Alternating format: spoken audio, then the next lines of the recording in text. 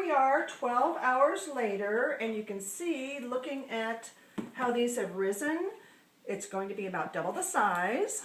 So what I'm going to do, and this will make 2 loaves of bread. And one thing very important, you only use non-metal containers. Don't use metal spoons, don't use metal pans, always non-metal. Don't ask me why, that's just the rule.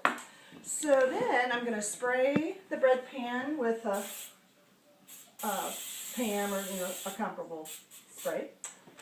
Okay, then we're going to take this and we're going to pound it down to where it's almost the same size as it was to begin with.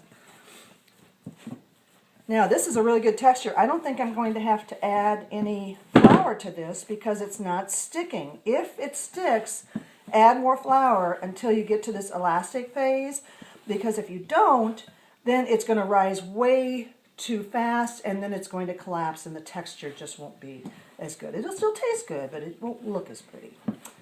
Okay, so we're just going to take it down, and the more you knead it, the more tender the texture is. So if you want to spend a few more minutes doing that, that is totally your call. And you'll see after you do this a few times how the texture can vary. So then we're just going to plop it in the old pan, and then we're going to spray it on top with Pam, and then we're going to cover it with the same cellophane that we had, and then we're going to put it back in the same place we had it last night, or 12 hours ago, and then we'll let that rise for another 8 to 12 hours. When it gets to be about that tall, it's ready to go. Put it in the oven, preheated oven at 350 for 30 minutes. And voila, it's done.